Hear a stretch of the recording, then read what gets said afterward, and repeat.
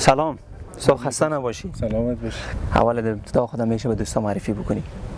کریم ناصری هستم، عکاس فیلم بردار.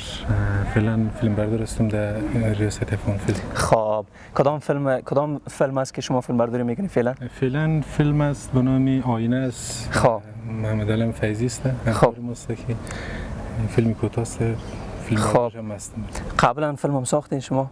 قبلا در اکثر فیلم ها به نوع فیلم بردار ولی خودم فیلم نساختم. خب فیلم بردار و فیلم نام نویس بودیم. در صنف همچنان اشتراک کرده بودین؟ صنف های آموزشی اینجا اشتراک کردیم.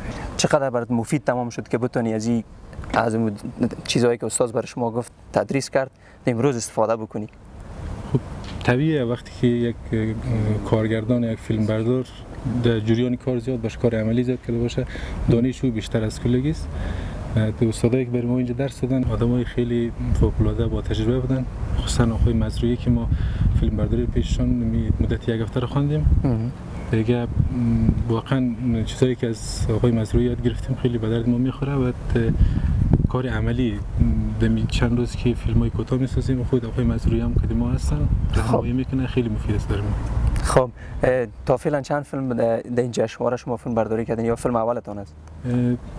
دیروز دو تا فیلم شد کردیم که در اونجا هم بخش لایتینگش بودیم، در بخش فیلم برداریش بودیم و این فیلمی که امروز هستم از همکار ما است که بخش فیلم برداری است. خب چی فکر میکنی در جشنواره جایزه میگیری خودت در فیلم برداری؟ نمیفهمم به خاطری که کلی دوستا که در چند روز کارگاه آموزشی بودن آدمای با تجربه بودن. حالا ما اگر بگم من حتما میگیرم شاید یکی از ما بهتر باشه، امکاناتش بیشتر باشه، اونا جایزه رو بگیرن. دل خودت چی میگه؟ دل خودم میگه میگیرم. بخیر ان شاء الله. آرزو میکنیم که بگیری. سلامت باشی. بازم در آخر اگه پیام چیزی داشته باشی. پیام برای کی؟ با کسایی که می جشنواره برگزار کردن چقدر مثلا برای خودت گفتی خیلی مفید تمام شده، یک پیام اگه داشته باشی براشون. این که مثلا کارگردانی با تجربه را آوردن، کارگاه آموزشیش فیلم بردار با تجربه آوردن، اینا خیلی مفیده برای سینماگرای افغانستان، چون اکثرا آماتور شروع کردن در کار. وقتی یک کسی با تجربه با اینا راه و رویش را یاد بده، اینا بهتر کار میکنه، داینده میتونه بهترین فیلم ها رو بسازه، چون همو چیش هست، همو انگیزیش داره ولی امکانات هم کم است. اینجا امکانات به اختیار اینا قرار بگیره، بهترین کارا رو میکنه، بهترین فیلم ها رو میسازه، بهترین مستندها رو میسازه.